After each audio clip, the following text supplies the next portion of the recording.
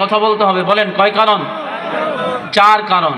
1 নম্বর কারণ, নবী বলেন যখন জমিনের মধ্যে মদের সংখ্যা বাড়বে এই জমিনে ভূমিকম্প বেশি হবে। বলেন মদ বাড়ছে না কমছে?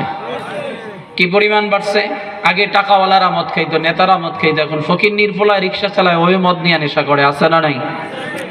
2 নম্বর, নবী বলেন যখন সমাজে জেনা বাড়বে জমিনে ভূমিকম্প বেশি হবে। জেনা বাড়ছে না কমছে? আরে জেনা ওপেনে হয়, দেখে একজন আরেকজনকে দেখতেছে, অপকর্ম হচ্ছে, জেনা হচ্ছে, বলার কোনো ক্ষমতা নাই। 3 নম্বর, নবী বলেন যখন সমাজে অশ্লীল নৃত্য নাচানাচি বেশি হবে জমিনে ভূমিকম্প বেশি হবে। 4 নম্বর, আল গিনা ওয়াল ফাহিশ। রাসূল বলেন যখন সমাজের মানুষ অশ্লীল গান বেশি শুনবে তো সমাজে জমিনের মধ্যে ভূমিকম্প বেশি হবে। নাচানাচি তো বাড়ছে, ওই এক বলদ, মানে আমাদের বরিশালের ভাষায় আবুল যার নাম, মানে আবুল না, মানে যে ব্যক্তি একটু সহজ সরল বলদ কয় তারে ওই দেশের ভাষায় আবুল কয়, কয় বেটা তুই আবুল, মানে বলদ, এটা বুঝাইলো। কয়েকদিন আগে এরকম এক বলদ আবুল সরকার নাম, এ তো নাচানাচির ফতোয়া দিয়েছে, কুল আউযু বিরাব্বিন নাস মালিকিন নাস ইলাহিন নাস, মানে সব খালি নাচে, ও সব নাচে, মানে বুঝাইলো যে আল্লাহ কোরআনে নাচতে কইছে, হুজুররা নিষেধ করে কেন? এই নাচের দ্বারা যে নাচতে কি বলছে এটা বোঝার মতো জ্ঞান আল্লাহ ওরে দেন। এটা এক ধরনের কোরআনের অপব্যাখ্যা করা হয়েছে। কথা বলেন ঠিক কিনা? আর এই সমস্ত আউল বাউল ফাউলদের গান শুনে না মানুষ বিভ্রান্ত হয়, পথভ্রষ্ট হয়। কিরকম? স্টেজের মধ্যে পালা গান হয়, পালা গান বুঝেননি? এখন আগের তুলনায় আলহামদুলিল্লাহ এগুলি অনেক কম।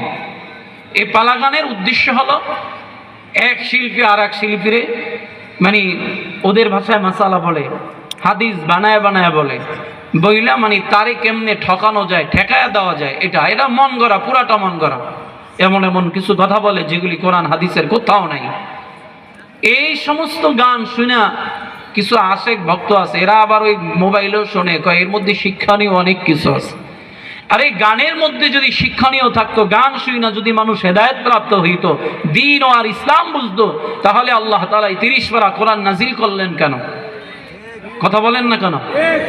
এই সমস্ত আউল ফাউল যারা এই কথাবার্তা এবং গান বাজনা যারা করে, এদের দৃষ্টান্তমূলক শাস্তি হওয়া দরকার, আছে না নাই? এই যে আবুল সরকারের অ্যারেস্ট করে নিয়ে গেছে, আমরা বলি কোরআনের অপব্যাখ্যাকারীকে সর্বোচ্চ শাস্তি ফাঁসি দেওয়া হোক। আপনারা কি বলেন?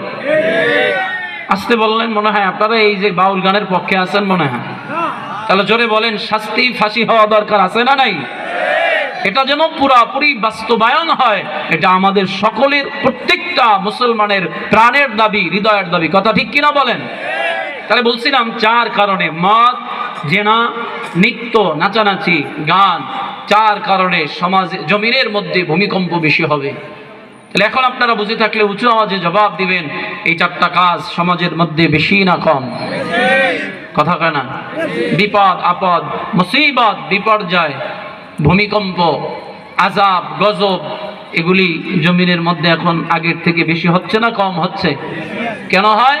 বলে আল্লাহ বলেন বান্দা গুনাহ যত বাড়বে মুসিবত তত বাড়বে। কেন? আল্লাহ নিজেই সরাসরি বলছেন, যাহারাল ফাসাদু ফিল বাররি ওয়াল বাহর, যাহারাল ফাসাদু ফিল বাররি ওয়াল বাহরি বিমা কাসাবাত আইদিন নাস লিয়ুযীকাহুম বা'দাল্লাযী আমিলু লা'আল্লাহুম ইয়ারজিউন। আল্লাহ তাআলা বলেন, গোলাম দুনিয়ার মধ্যে যত বিপদ আপদ মুসিবত বিপর্যয় যা কিছু হয়ে থাকে সব তোমাদের গুনাহের কারণে হয়। গুনাহ বাড়বে, মুসিবত বাড়বে, গুনাহ বাড়বে, বিপদও বাড়বে। কেন? আল্লাহ তাআলা এই সমস্ত বিপদ আপদ গুলা চাপায় দানের কারণ হচ্ছে আল্লাহ নিজেই বলেন, কয় আমি আল্লাহ বান্দাকে বড় মহব্বত করে বানাইছি জান্নাতের জন্য। এই বান্দাগুলা যখন গুনাহ করে সীমা লঙ্ঘন করে, অতিক্রম করে জাহান্নামের দিকে ধাবিত হয়, তখন আমি আল্লাহ তাআলা বান্দাকে জাহান্নামের কঠিন শাস্তি থেকে রক্ষা করার জন্য দুনিয়ার সামান্য শাস্তি ভোগ করাইয়া অনেক সময় পথ হারা মানুষগুলাকে আল্লাহ সঠিক পথের সন্ধানী বানাইয়া দেয়। সুবহানাল্লাহ। এলাকার মুসলমান, দুনিয়ার মধ্যে এমন মানুষ আছে যারা বিপদে পড়লে আল্লাহকে ডাকে, বিপদে পড়লে বান্দা নামাজ পড়ে, বিপদে পড়লে বান্দা মান্নত করে, রোজা রাখে, দান সদকা করে, হেদায়েত প্রাপ্ত হয়ে যায়। আল্লাহ বলেন ওয়ামিনান নাসি মান ইয়াবুদুল্লাহা আলা হারফ ফাইন আসাবাহু খায়রুন ইতমাআন্না বিহি ওয়া ইন আসাবাতুহু ফিতনাতুন ইনকালাবা আলা ওয়াজহি।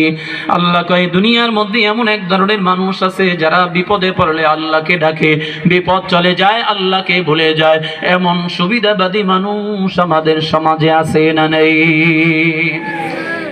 এলাকার মুসলমান এমন মানুষ আছে, যখন বান্দা বিপদে পড়ছে মসজিদের প্রথম কাতারের মুসল্লি হয়ে গেছে, মাথার মধ্যে টুপি, হাতের মধ্যে তসবিহ থাকে, সব সময় আল্লাহকে স্মরণ করে। ওই বান্দা হাঁটে আর আল্লাহ স্মরণ করে। ওই বান্দা এতদিন রমজানের রোজা রাখতো না, এখন মান্নতের রোজাও রাখে। এতদিন ফজরের নামাজের সময় বান্দাকে পাওয়া যেত না, অথচ এখন বান্দা তাহাজ্জুদের সময় ওইটা তাহাজ্জুদ পড়ে। আবার বান্দা ফজরের নামাজের আযান শুনি না ঘুমাইতো, এখন বান্দার আজানের আগে ঘুম ভেঙে যায়, মসজিদের মুয়াজ্জিনটি উঠাইয়া কয় আজান দেন, নামাজ আদায় করো। বিপদ শেষ, বান্দা আল্লাহকে পুরোপুরি ভাবে ভুলে যায়। নামাজও নাই, রোজাও নাই, হজ নাই, যাকাতও নাই, দান সাদাকাও নাই। এমন ধোঁকাবাজ বাটপার সমাজের মধ্যে দু চারজন আছে না নাই? এলাকার মুসলমান আল্লাহ কয় গোলাম, এই দুনিয়ার মধ্যে তো এমনও মানুষ আছে ওয়াইদা মাসাল ইনসান আদ-দুররু দাআনা লিজামবিহি আও কাঈদান আও কাঈমা ফালাম্মা কাশাফনা আনহু দুররাহু মাররা কাআন লাম ইয়াদউনা ইলা দুররিম মাসসা। আল্লাহ কয় আবার এক ধরনের মানুষ আছে যারা সুখে থাকলে আল্লাহর স্মরণ করে, বিপদ আসলে মুহূর্তের মধ্যে আল্লাহকে ভুলে যায়। এমন কি তারা আল্লাহকে গালি দিতেও একটা মুহূর্ত দেরি করে না। এমনও মানুষ সমাজের মধ্যে আছে না নাই?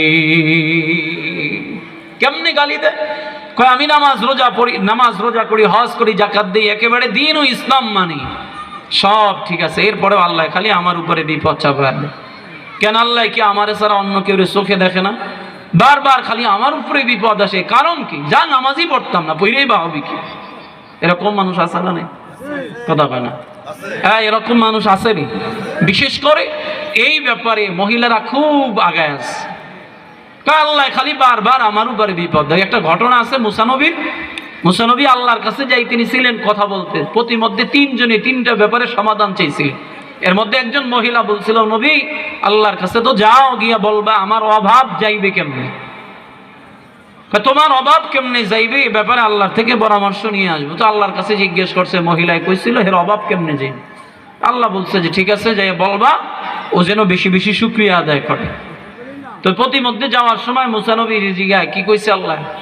তোমারে কইছে আল্লাহ বেশি শুকরিয়া আদায় করতে। কথা শুই নাই, ওই মহিলা একেবারে তেলে বেগুনি জইলা উঠছে, কই টের পায় না, আন্তাজ নাই, আমার কিচ্ছু নাই, আমি বলে আবার শুকরিয়া আদায় করবো? কিসের শুকরিয়া আদায় করবো? আমার তো কিছুই নাই, কিসের জন্য শুকরিয়া আদায় করবো? তো ঘটনা এমন যে এই কথা বলতে দেরি, তার একটা ছোট্ট ঝুপড়ি আছিল, ওইটারে এক বাতাস আইসে একেবারে উড়াই লয়ে গেছে। যা তোর যখন কিছু না, একেবারে তোর নিঃস্ব করে দিয়ে গেল। তার মানে আমাদের মধ্যে এমন একটা সময় মানুষের মধ্যে চলে আসে, এমন একটা ভাব আসে, আমার বিপদই যায় না, নামাজ পড়লে আর হইব কি, যা নামাজ পড়ার দরকার নাই, সাইরা দিলাম, এতদিন যাও করতাম এখন তাও ছেড়া দিস। এরকম মানুষ আছে না নাই? জোরে বলেন আছে না নাই? এজন্য আল্লাহ তাআলা বলে গোলাম, এই সিদ্ধান্ত নিয়ে যারা ইবাদত করে তারা তো পরিপূর্ণ কামিল মুমিন হতে পারে না। ও বান্দা, একজন ইমানদারের দায়িত্ব বিপদে পড়লে আল্লাহকে ডাকবে, সুখে থাকলেও আল্লাহকে ডাকবে, সর্ব অবস্থায় আল্লাহর ইবাদত করবে। এজন্য নবী জানাইয়া দেয়, উম্মত গুনাহ বন্ধ করে দাও। আল্লাহ বলে, গোলাম গুনাহের কারণে দুনিয়ার জমিনে বিপদ হবে, আযাব হবে, মুসিবত হবে, বারবার ভূমিকম্প হবে, কিন্তু ওই দিনের ভূমিকম্পটা দুনিয়ার মানুষের গুনাহের কারণেই হবে না, ওইটা হবে একমাত্র আল্লাহ তাআলার অর্ডারে। বলে কেমনে হবে? নবী জানায়, উম্মত আল্লাহ তো দুনিয়ার জমিনে একজন আর দুইজন নয়, অসংখ্য অগণিত ফেরেশতা সৃষ্টি করেছেন।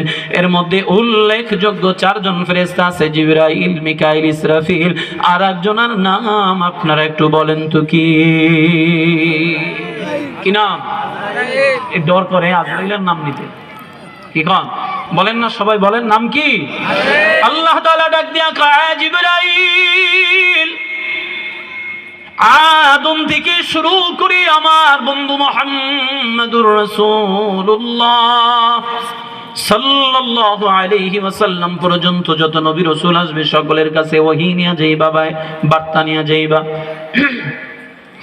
আল্লাহ তাআলা দায়িত্ব দিয়ে দিলেন, জিবরাইল দায়িত্ব নিয়ে চলে গেলেন। আল্লাহ ডাক দেয়া কয়, মিকাইল রে, তোমার দায়িত্ব দুনিয়ার জমিনে যখন যতটুকু আলো বাতাস বৃষ্টির প্রয়োজন ব্যবস্থা করে দিবা।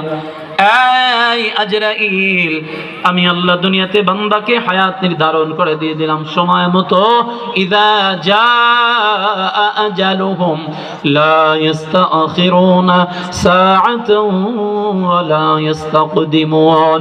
আল্লাহ কয়, ও গোলাম, এক সেকেন্ড আগেও নয়, এক সেকেন্ড পরেও নয়, সময় মতো সকলের মরণ ঘন্টা বেজে যাবে। আল্লাহ তাআলা ওই দায়িত্বটা মালাকুল মাউত আজরাইল রে দিয়া দিল। এবার আল্লাহ ডাক দিয়া কয়, ইসরাফিল কোথায়?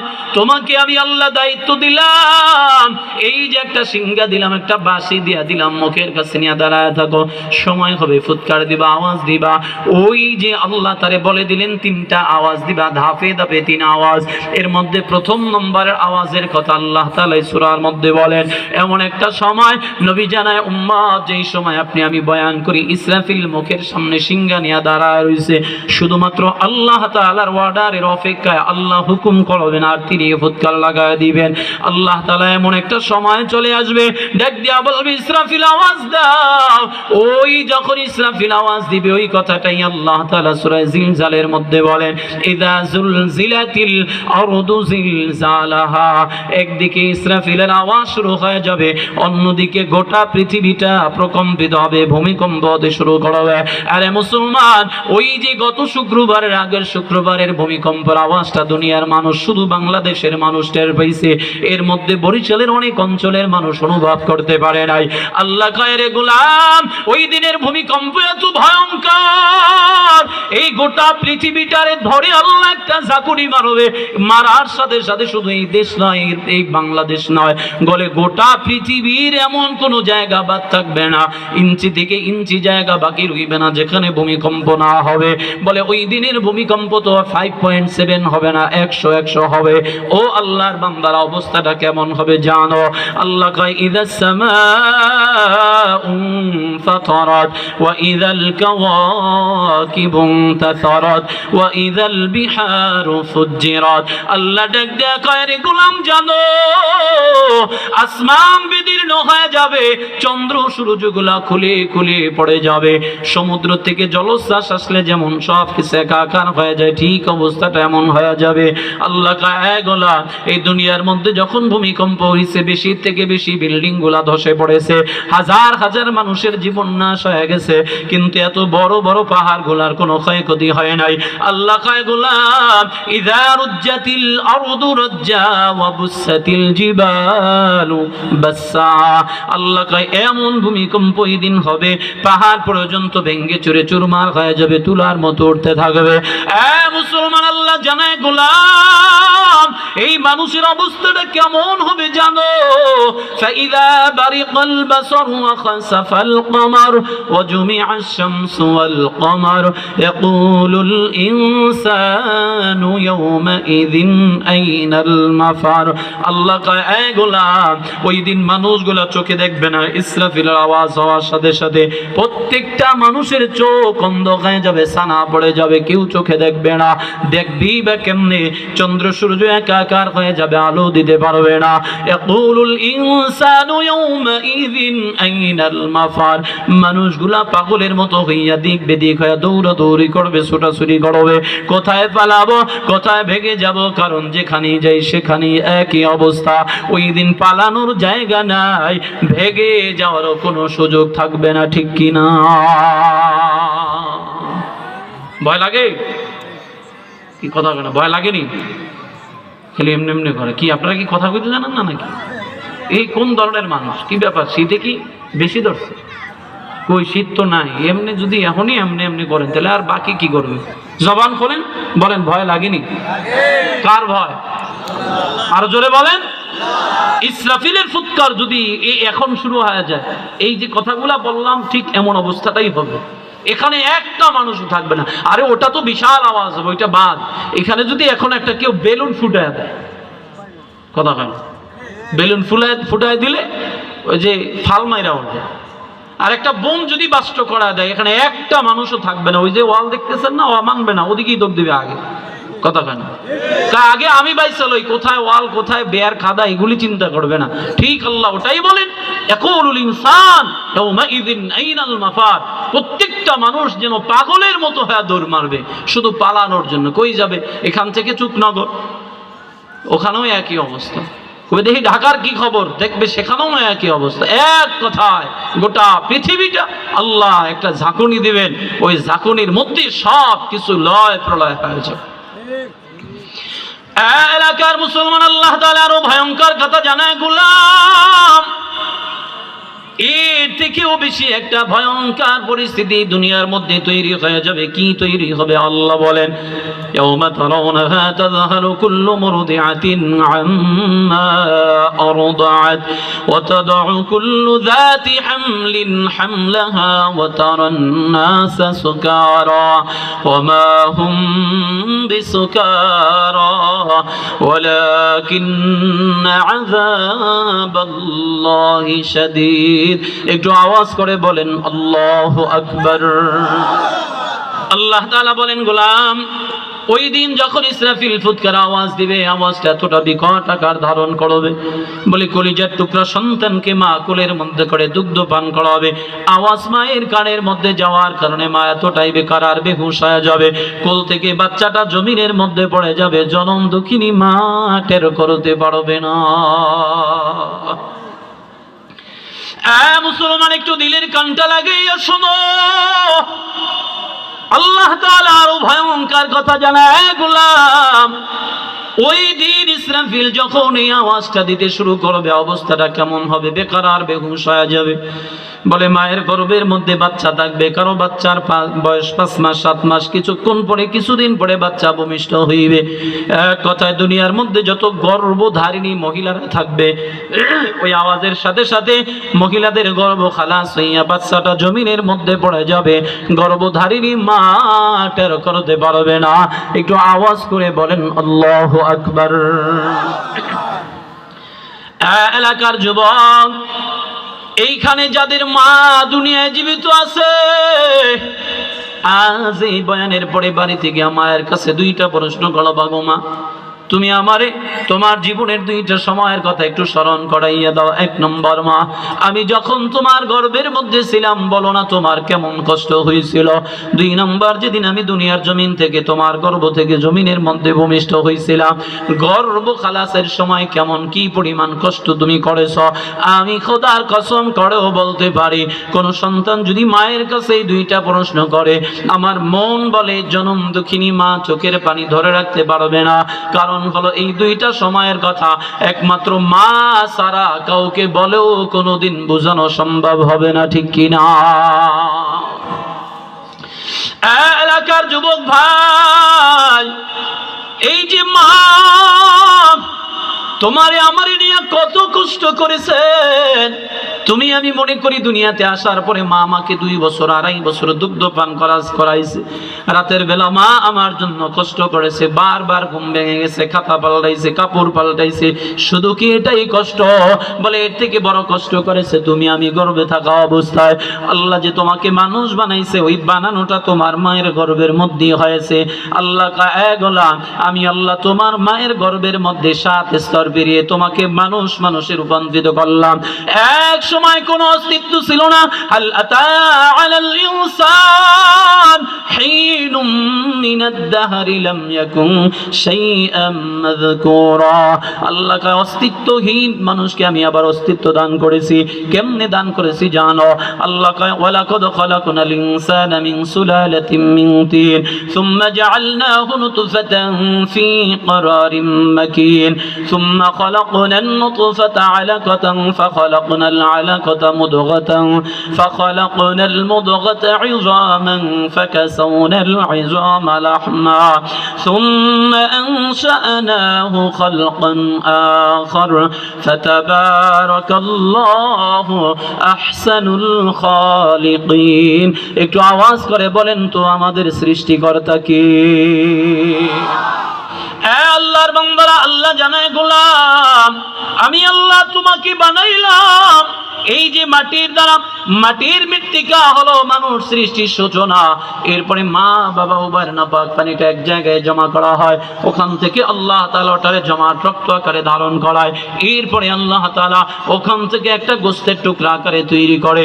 এরপরে মানুষের হাড্ডিটারে আল্লাহ বানায় ফেললেন। এরপরে হাড্ডিটারে আবার গোশতের দ্বারা আবর্তন করলেন, বা পুরাপুরি একটা দেহ আকারে তৈরি হয়ে গেলে আল্লাহ তাআলা তখন রূহ নামক দৌলতটা ওই বান্দার দেহের ভিতরে দিয়া দেয়। এতদিন মায়ের গর্ভের মধ্যে আমি দেহ রক্ত আকারে ছিলাম, আমার মা জানলেও তেমন কোনো কষ্ট নাই। বলে আমি মায়ের গর্ভের মধ্যে গোশতের টুকরা আকারে ছিলাম, মা জানে তেমন কষ্ট নাই।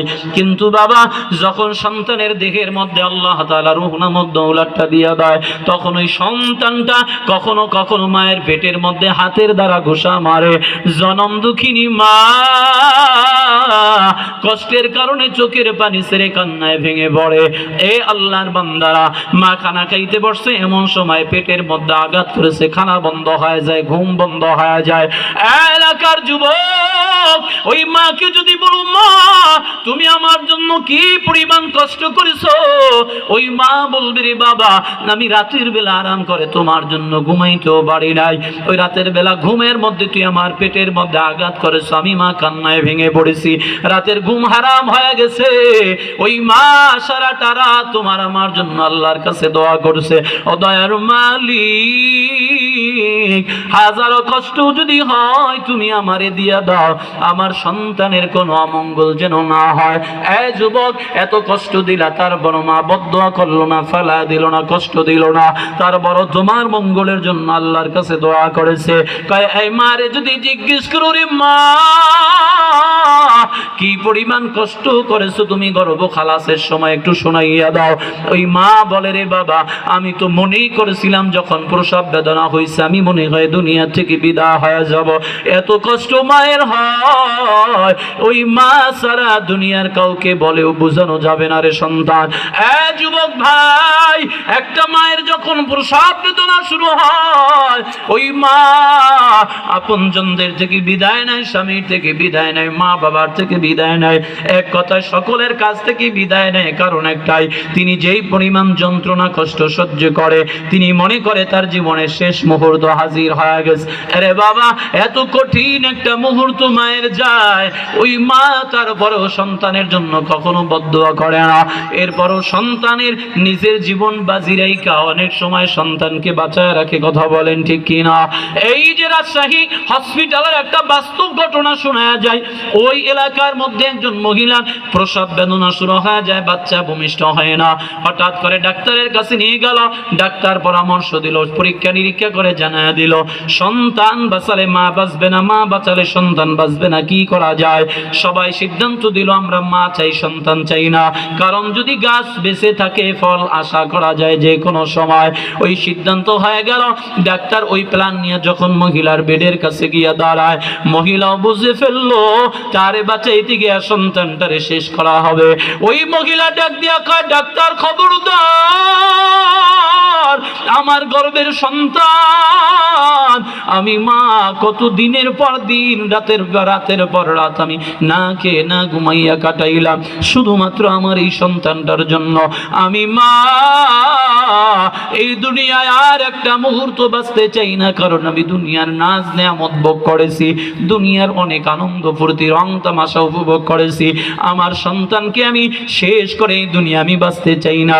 আমি চাই আমি মা জীবন দিয়া দিব আমার সন্তানটারে তুমি বাঁচাইয়া রাখো। কারণ হলো আমি মা যদি ইন্তেকাল করে থাকি, আমি মা কবরস্থ হয়ে যাব, ওই সন্তানটা একদিন বড় হইয়া জানবে আমার মা আমার জন্য আজ এই কবরের বাসিন্দা হয়ে আছে।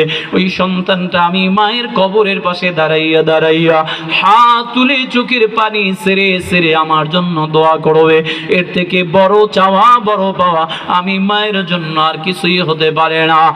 এলাকার মুসলমান, এই কথাটুকু বলার একটাই উদ্দেশ্য যুবক, এই যে মা এত কষ্ট করলো সন্তানের জন্য, মা সন্তানকে দুগ্ধ পান করাবে।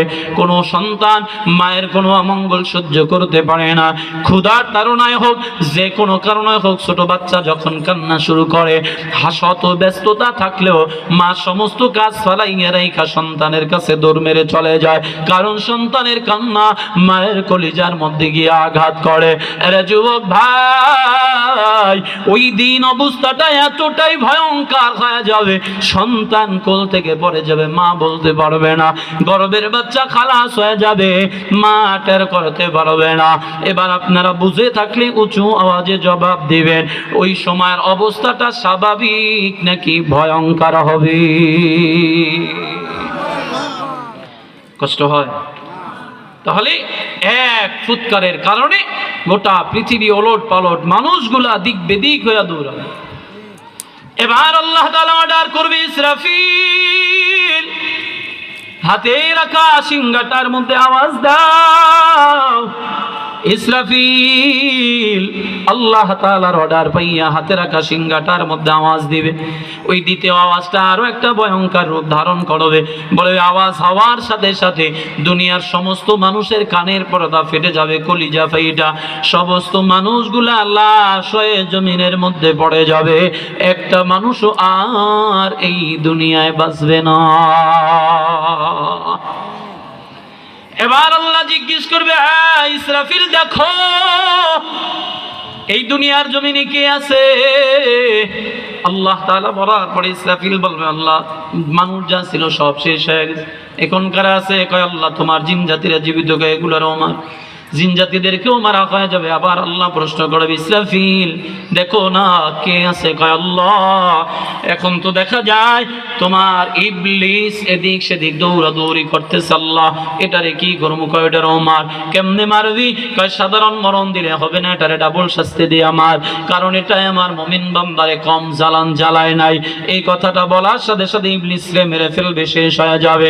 এবার আল্লাহ ডাক দিয়া বলবে, ইসরাফিল দেখো এই দুনিয়ার মধ্যে কে আছে আর কে নাই? কয় আল্লাহ এই দুনিয়ার মধ্যে এখন ফেরেশতারা ব্যতীত আর কেউ নাই। কয় এগুলারও মারতে শুরু কর। মারতে মারতে যখন একটা পর্যায়ে চলে যাবে, আল্লাহ হঠাৎ ডাক দিয়া বলবে, আজরাইল দেখো না এই দুনিয়ার জমিনে কে আছে? কয় আল্লাহ মানুষ যা ছিল শেষ, জিন জাতিও শেষ, ইসরাফিল এরপরে ইবলিসও শেষ হয়ে গেল, ফেরেশতারাও শেষ, কয়েকজন ব্যতীত। কয় কে কে জীবিত আছে? কয় আল্লাহ জিবরাইল, মিকাইল, ইসরাফিল, আমি আজরাইল, আর হুয়াল হাইয়ুল কাইয়ুম, চিরস্থায়ী চিরঞ্জীব তুমি আল্লাহ। এই পাঁচজন ব্যতীত এই দুনিয়ার জমিনে আর কেউ নাই। আছে কয়জন? কথা কথা কয়জন আছে? এবার আল্লাহ অর্ডার করবে, আজরাইল জিবরাইল রে ধরো, মিকাইল রেও ধরো, ইসরাফিল রেও ধরো। ধাপে ধাপে তিনজনকে যখন শেষ করা হয়ে যাবে, আল্লাহ এবার আবার প্রশ্ন করবেন, কে আছে? কয় আল্লাহ এই দুনিয়ার জমিনে ডানে বামে সামনে পিছনে উপরে নিচে তুমি আর আমি, আমি আর তুমি ছাড়া এই তিনজন ব্যতীত আর কেউ নাই। আল্লাহ কয়, আজরাইল রে সবাই যেহেতু শেষ হয়ে গেল, এবার তোর পালা। আজরাইল কোনো কথা নাই, তুইও মর। আজরাইল মরবে না কি? মুরব্বীরা আজরাইল মরবে কেন? হ্যাঁ না, মানুষকে মারতে মরবো কে? কথা কেন? আল্লাহ এই যে বুঝে আলাইস এলাকার মুসলমান, আল্লাহ ডাক দিয়া, আজরাইল মরে যাও। আজরাইল কয় আল্লাহ এই মরণ নামক বস্তু যে আমাকেও গ্রাস করবে, এই কথাটা যদি আমি আগে জানতাম, অন্তত এই দায়িত্বটা আমি নিতাম না, কারণ আমি জানি মরণ যন্ত্রণা কত কঠিন। আল্লাহ কয় আজরাইল অনুনয় বিনয় করে কোনো লাভ নাই, কারণ আমি আল্লাহ আগে জানিয়ে দিয়েছি, কুল্লু নাফসিন যায়িকাতুল মাউত। একটু আওয়াজ করে বলেন তো ঘোষণাটা কার? এবার আল্লাহ তাআলা কয় আজরাইল, যার জীবন আছে তার মরণ আছে, কাজী তোমার কোনো রক্ষা নাই, মরতেই হবে। কয় আল্লাহ আমি কেমনে মরবো? কয় আমি সিস্টেম শিখায়া দিতেছি। নবী জানায় উম্মত আজরাইলের মরণের পদ্ধতি আল্লাহ জানায়া দিলেন। কয় আজরাইল জান্নাত আর জাহান্নামের মাঝখানে দাঁড়াইয়া এমন জোরে একটা চিৎকার মারবে, ওই চিৎকারের সাথে সাথে তার রূহটা বের হয়ে যাবে, জমিনের মধ্যে লাশ পড়ে যাবে।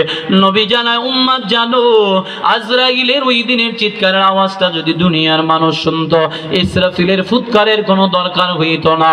ওই আওয়াজের কারণে মানুষের কানের পর্দা ফাইটা, কলিজা ফাইটা সব শেষ হয়ে যেত।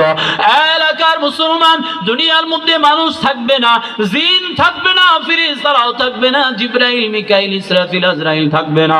জোরে আওয়াজ করে বলেন তো একমাত্র কে থাকবে? কুল্লু মান আলাইহা ফানি ওয়া ইয়াবকা ওয়াজহু রাব্বিকা যুল জালালি ওয়াল ইকরাম। আল্লাহ কয় রে গোলাম, আমি আল্লাহ তাআলা ব্যতীত এই দুনিয়ায় কিছুই থাকবে না, সব নস্বাত হয়ে যাবে, ফানা হয়ে যাবে, ধ্বংস হয়ে যাবে। বুঝে থাকলে উঁচু আওয়াজে আবারও বলেন তো, আল্লাহ এখনো আছে না নাই? ভবিষ্যতেও থাকবে কি থাকবে না? এতে কোনো সন্দেহ আসেনি? এলাকার মুসলমান, আল্লাহ দেখবেন কেউ নাই, আবার পুনরায় ইসরাফিলকে ঘুম থেকে উঠাইয়া বলবে, ইসরাফিল তুমি তোমার দায়িত্ব 3 নম্বর ফুৎকারটা দিয়ে ফিনিশিং দিয়ে শেষ করে দাও। ইসরাফিল মুখের কাছে সিংহানি আওয়াজ দিবেন, ওই আওয়াজের কথাটা আল্লাহ সূরা জিলজালের 2 নম্বর আয়াতে বলে, ওয়া আখরাজাতিল আরদু আসকালাহা। একদিকে ইসরাফিলের আওয়াজ, অন্যদিকে আল্লাহ বলবে, জমিন তোমার ভিতরে যাকে যেখানে রেখেছিলাম গচ্ছিত আমানত, আমার আমানতগুলো আমার কাছে ফিরিয়ে দাও। যখন এই জমিন মানুষগুলারে ঠেলে ঠেলে উঠা দিবে, এই মানুষগুলা তখন বলবে, ওয়াকালাল ইনসানু মালাহা, কিরে এতদিন আরাম করলাম, ঘুমাইলাম, বিশ্রাম করলাম, কেউ লাড়াচাড়াও দিল না, ধাক্কাও দিল না, কিছু তো বললো না, এখন এমন কেন হচ্ছে? জমিন বলবে, কোনো কথা নাই, আমি আল্লাহর গোলাম, আল্লাহ আমাকে অর্ডার করেছে তোমাকে উঠা দেওয়ার জন্য, যাও হাসরের ময়দানে তোমরা হাজির হইয়া যাও। এলাকার মুসলমান, আজ শীতের সিজন বলে, কত সুন্দর জামা কাপড় পরিধান করে আমরা আসলাম, একটার জায়গায় 3টা পরিধান করলাম। হাসরের ময়দানে বাবা নবী কয় উম্মত কিছুই থাকবে না, কিছুই থাকবে না। ইয়াউমা ইহশারুন নাস ইয়াউমাল কিয়ামাতি হুফাতান উরাতান মুশাতান গুরলা। নবী কয় উম্মত হাসরের ময়দানে উঠবা উলঙ্গ খাতনাবিহীন অবস্থায়, কারো পায়ের মধ্যে কোনো জুতাও থাকবে না, খালি পায়ে হাসরের ময়দানে দাঁড়ায় থাকবা। একদিন আর 2 দিন না গোলাম, কম পক্ষে 50,000 বছর দাঁড়ায় থাকুন লাগবে রে বাবা। তাও আবার কেমনে? নবী জানায় উম্মত কয় 2 পায়ের তালুর নিচে যতটুকু জায়গা পাবে, এর থেকে 1 ইঞ্চি জায়গা আল্লাহ কোনো মানুষকে দিবে না। একটু জবান খুলে বলুন তো আল্লাহু আকবার।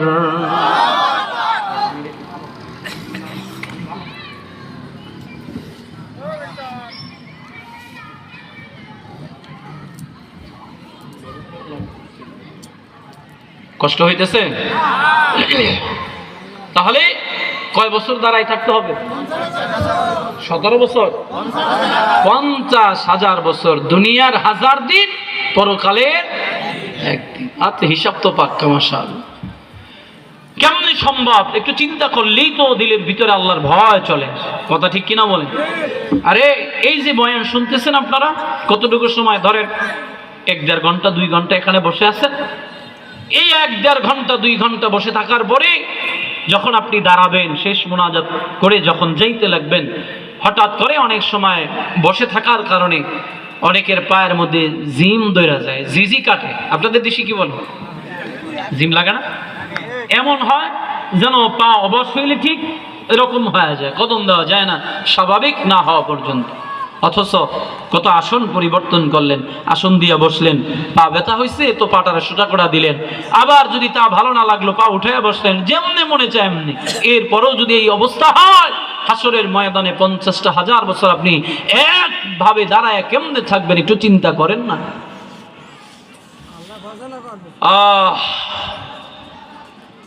সহ্য করা সম্ভব?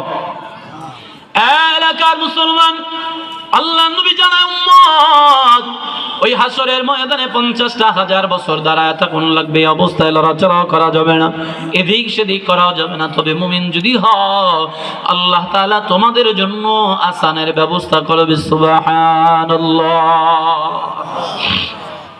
এলাকার মুসলমান, আল্লাহ তাআলা বেঈমান নাফরমানদেরকে ওই যে ওখান থেকে শুরু করে দিবে শাস্তির পর শাস্তি, শাস্তির পর শাস্তি।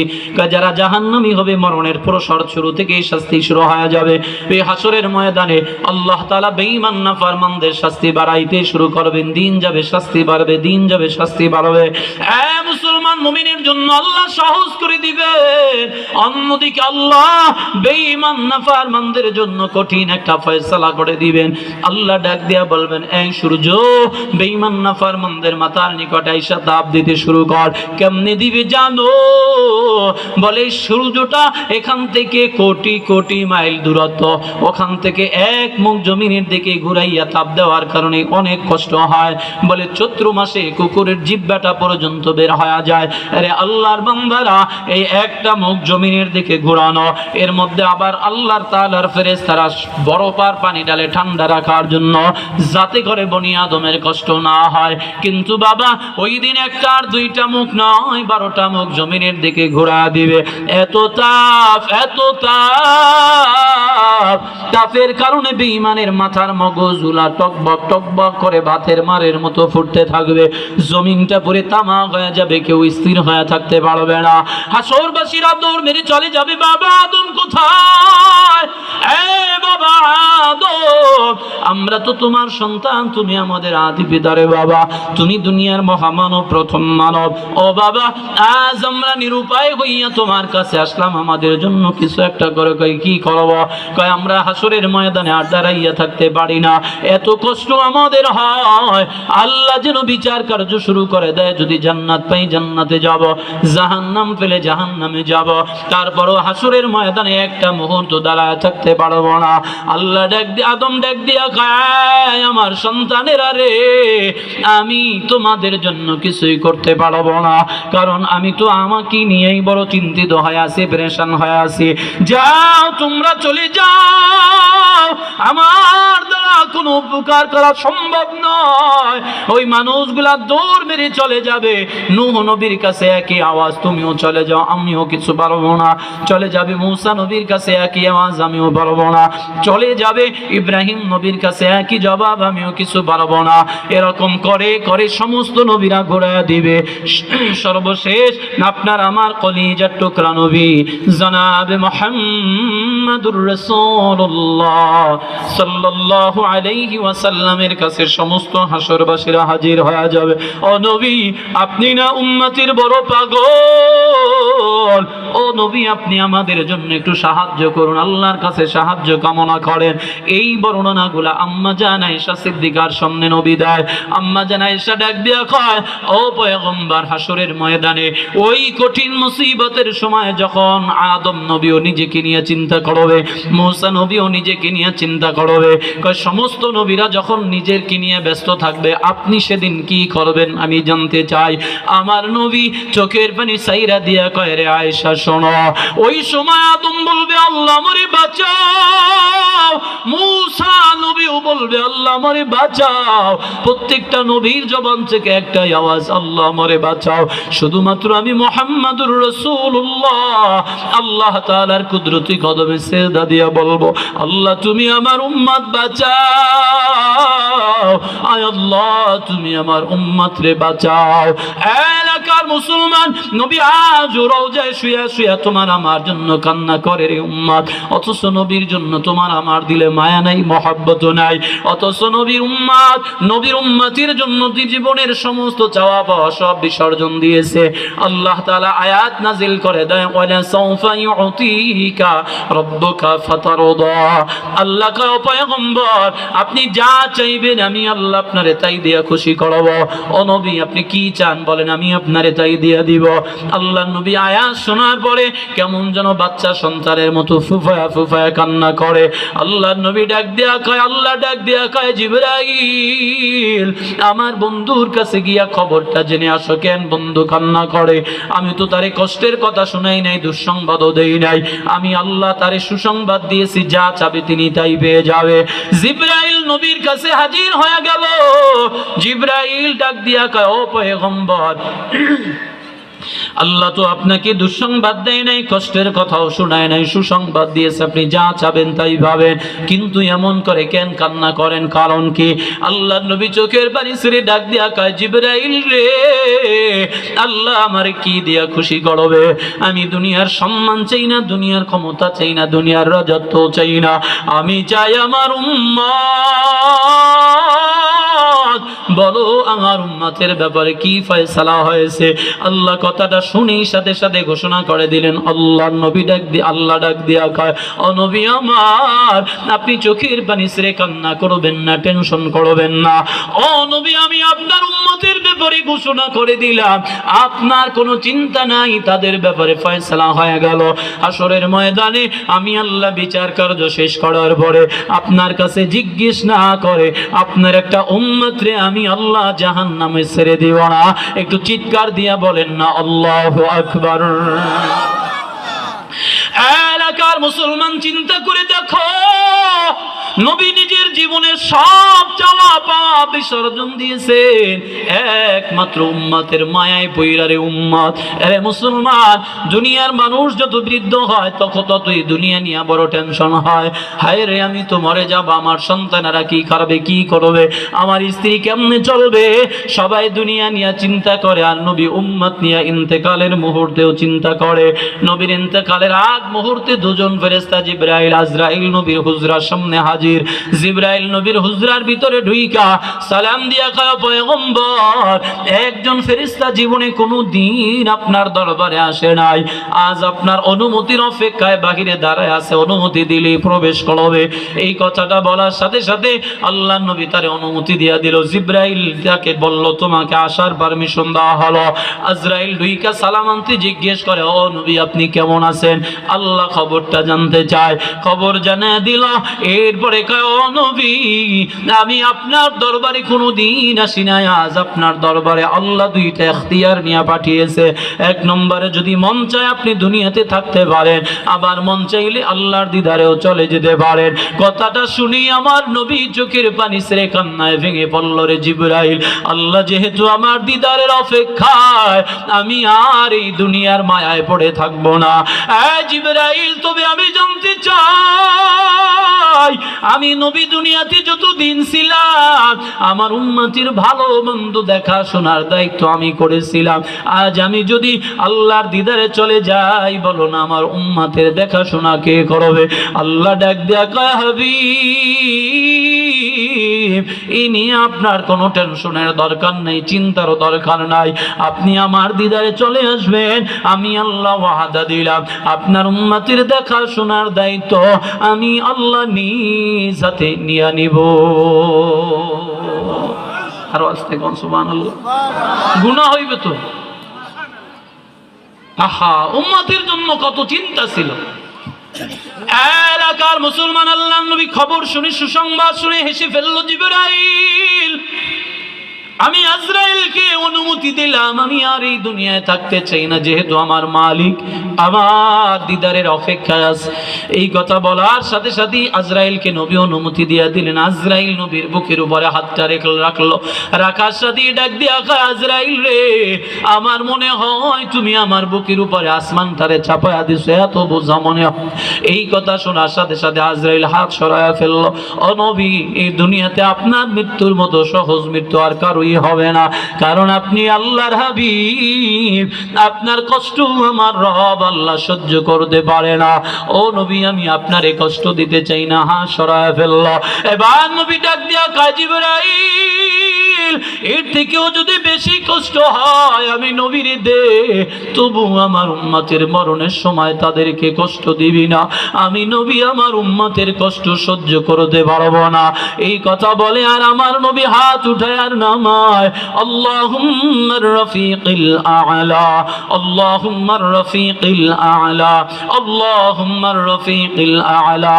এই কথা বলে হাত নবী জমিনের মধ্যে ছেড়ে দেয়। নবী আর এই দুনিয়ায় নাই, নবী নাই, নবী নাই, নবী নাই।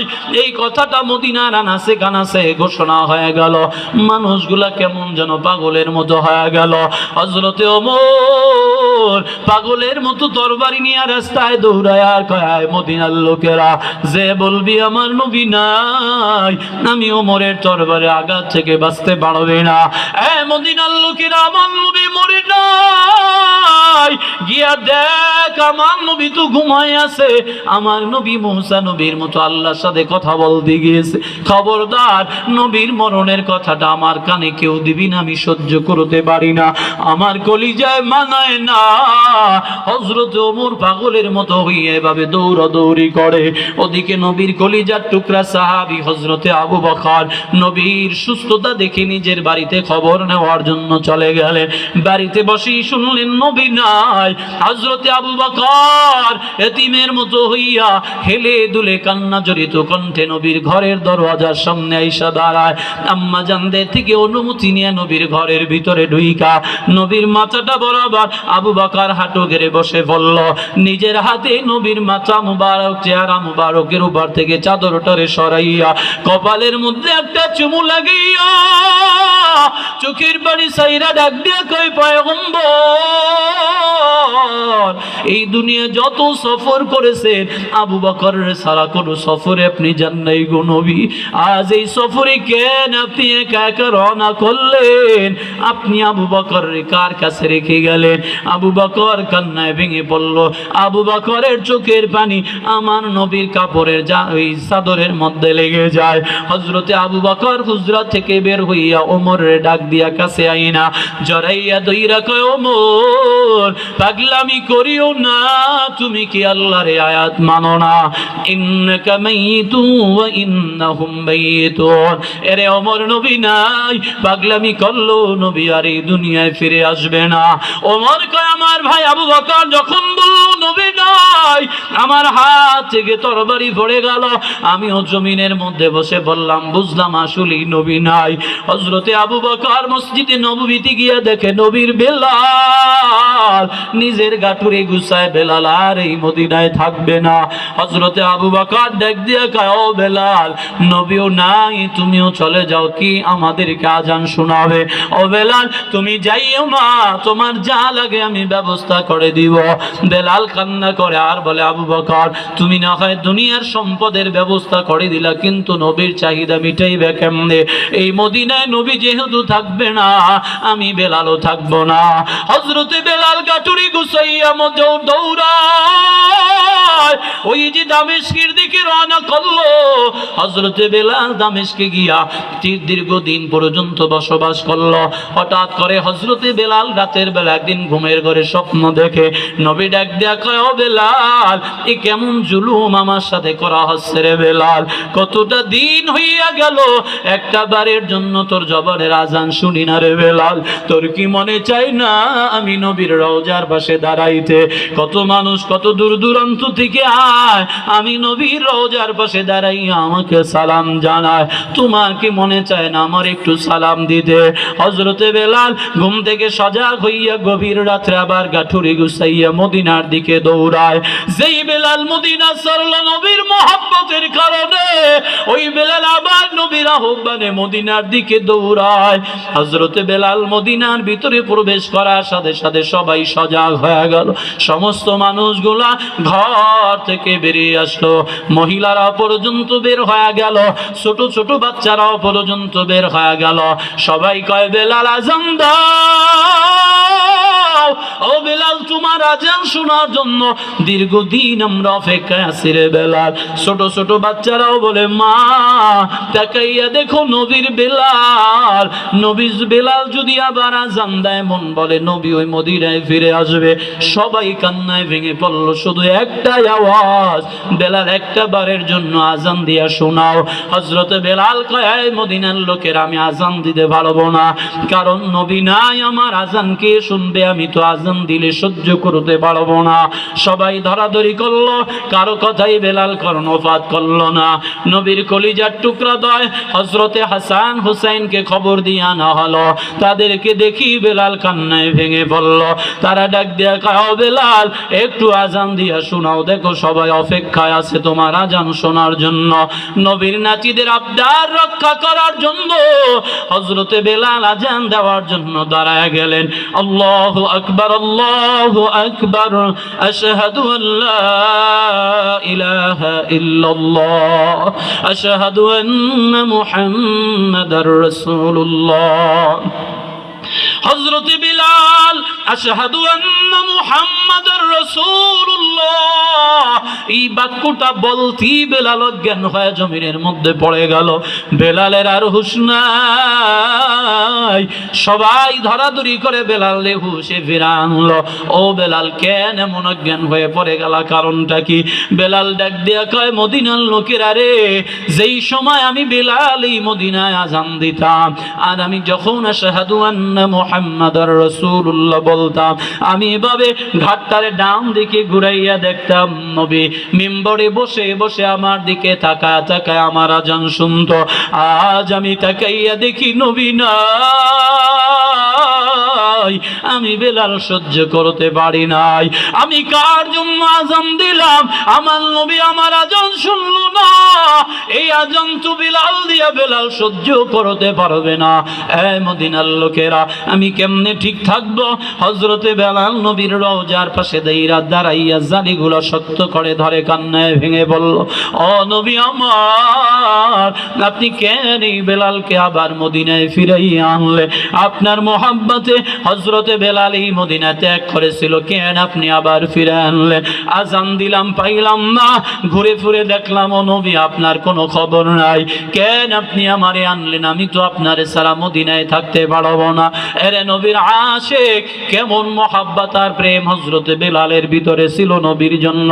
দীর্ঘদিন আবার বেলাল ওই মদিনায় নবীর বিরহ বেদনা সহ্য করতে না পেরে মদিনা থেকে আবার ওখানে বসে বিদায় হয়ে যায়।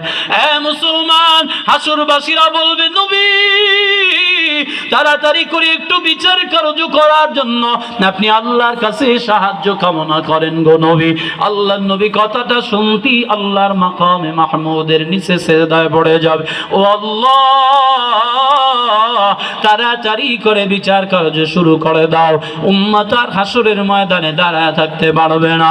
নবী আমার ডাক দিয়া কয় আল্লাহ, যে জান্নাত পায় তারে জান্নাত দিবা, জাহান্নামীদেরকে জাহান্নাম দিবা। আল্লাহ তাআলা নবীর কথা শুনে বিচার মঞ্চ কায়েম করবে হাসরের ময়দানে। নবীকে এক পাশে বসাইয়া আল্লাহ তার আসনে বসে ডাক দিয়ে বলবে, এ হাসরবাসীর দলেরা, তোমরা দুইটা ভাগ হইয়া যাও, নেককাররা ডান দিকে চলে যাও, এই বেঈমানেরা তোমরা বাম দিকে চলে যাও। এবার নবী আল্লাহ নিজে আমল নামাগুলো এইভাবে ফিকে মারবে হাসরবাসীদেরকে লক্ষ্য করে।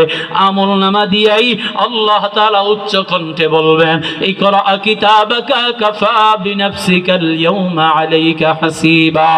আল্লাহ বলবেন হাসরবাসীর দল, আমল নামা পড়ো, কে জান্নাতি কে জাহান্নামী তোমরা নিজেরাই বিচার করবা। এ আল্লাহর বান্দারা, যারা ডান হাতে আমল নামা পেয়ে যাবে তারা তো আনন্দ উল্লাস করবে, তারা লাফাবে আর বলবে আল্লাহ আমরা আমাদের আমল নামাটা একটু পড়ে তুমি শোনো।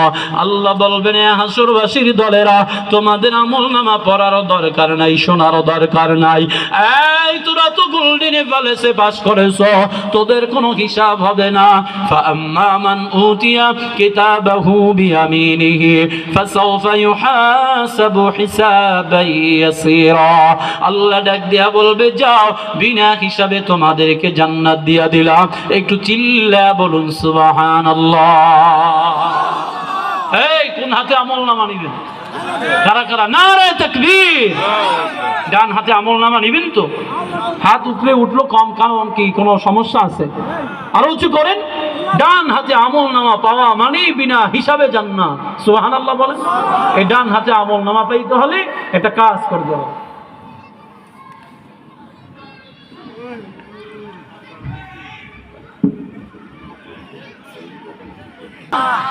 আর অল্প একটু সময়, এই বিচার শেষ করে আমরাও চলে যাব। বিচারের পরে কেউ আর বসে থাকে না, কি বলেন? তাহলে ডান হাতে আমল নামা নিব, সবাই রাজি আছি না? ইনশাআল্লাহ একটা আমল দেওয়া যাবে, এই আমলের কারণে আল্লাহ আপনারা ডান হাতে আমল নামা। আল্লাহ নবী বলেন, ক্বালা রাসূলুল্লাহ সাল্লাল্লাহু আলাইহি ওয়া আলিহি ওয়াসাল্লাম, মান হাফাযা আলা সালাত আকরামাহুল্লাহু তাআলা বিখামসি খিসালি ইয়ারফাউ আনহু দীকাল আইশি ওয়া আযাবাল কবরি ওয়া ইউতিহি আল্লাহু কিতাবাহু বিয়ামিনিহি ওয়া ইয়ামুররু আলা সিরাতি কাল বারকি ওয়া ইয়াদখুলুল জান্নাতা বিগাইরি হিসাব। আল্লাহ নবী বলে, উম্মত, কোন আল্লাহর বান্দা যদি 5 ওয়াক্ত নামাজে ইমামের সাথে গুরুত্ব সহকারে আদায় করে, আল্লাহ তাআলা তারে 5টা পুরস্কার দিয়া সম্মানিত করবে। 1 নম্বরে পুরস্কার, আল্লাহ নবী কয়, উম্মত, ওই ব্যক্তিকে আল্লাহ তাআলা দুনিয়ার জীবনের সংকীর্ণতা দূর করে দিবে, আল্লাহ তাআলা তার জন্য রিজিকের ফয়সালা করে দিবে। 2 নম্বর, ওই ব্যক্তি মরণের সাথে সাথে তার কবরের আযাব দূর হয়ে যাবে। 3 নম্বর, ডান হাতে আমলনামা দিবি। কি করতে হবে? কথা কেন? ফজরের আজান শুনে ঘুমাইতে হবে। বলেন কি করবেন? কয় ওয়াক্ত? কারা কারা পড়বেন 5 ওয়াক্ত? নারে তাকবীর। হাত উঁচু করেন। যদি না পারেন, ওয়াদা কার সাথে হচ্ছে? ওয়াদা করে ওয়াদা খেলাফকারী কি? যদি না পারেন আপনি হাত নামায় ফেলেন যে হুজুর আমি নামাজ পড়তে পারবো না, কারণ ওয়াদা করতে পারবো না। আর যদি পারেন তো হাত উঁচু করেন, এবার চিল্লায় আওয়াজ করে বলেন, ইয়া আল্লাহ, আরো জোরে আল্লাহ। আর জীবনে 1 ওয়াক্ত নামাজ ছাড়বো না ইনশাআল্লাহ। আল্লাহ কবুল করুক, বলেন আমিন। এই যুবক ভাইরা, পড়বা তো নামাজ ইনশাআল্লাহ?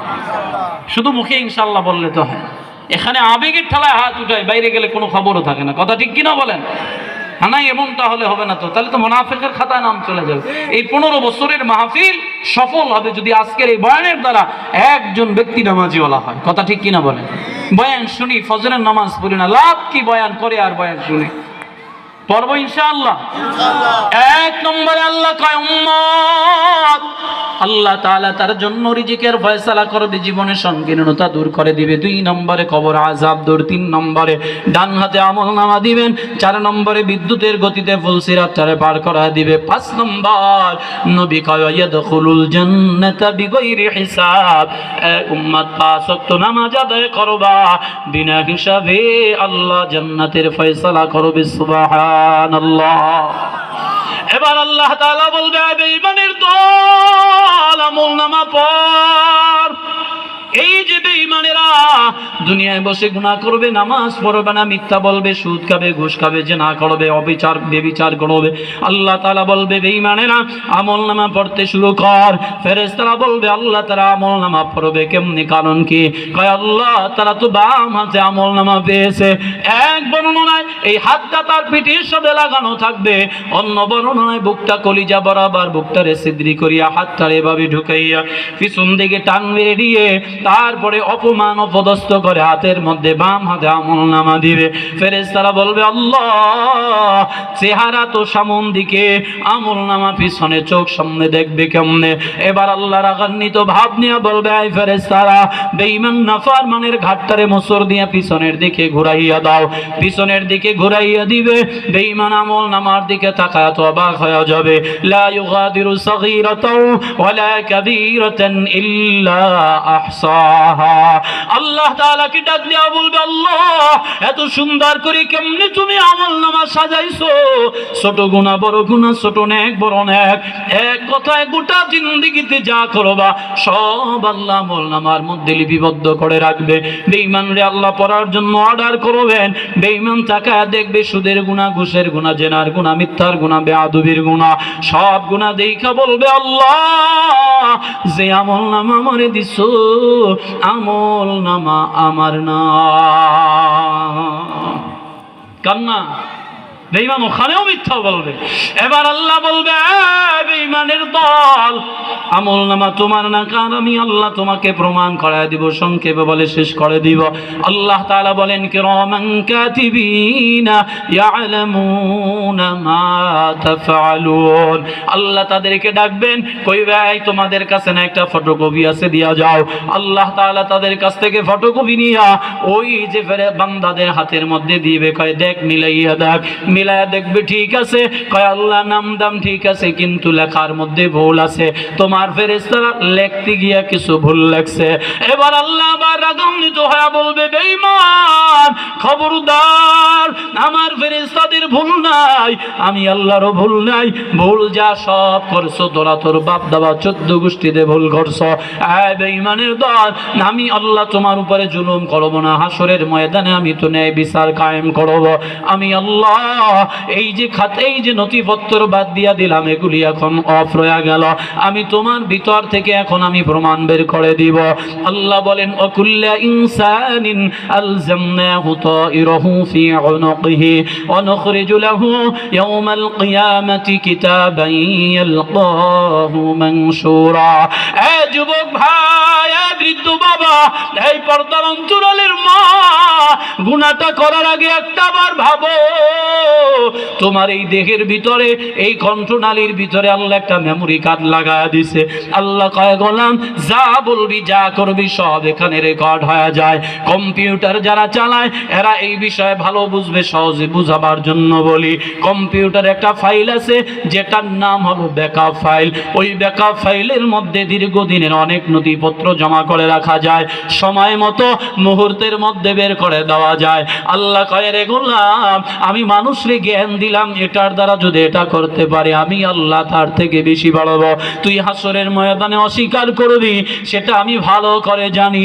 এজন্য আল্লাহ এখানে একটা মেমোরি কার্ড লাগায় দিলেন। হাসরের ময়দানে আল্লাহ টিপ দিবেন, এখান থেকে গলার মধ্যে চলে যাবে। এবার আল্লাহ বলবি, বেঈমান তাকাইয়া দেখ, তুই যা করেছো, যা বলেছো, তোর ভিতর থেকে সব সত্য বেরিয়ে আসলো।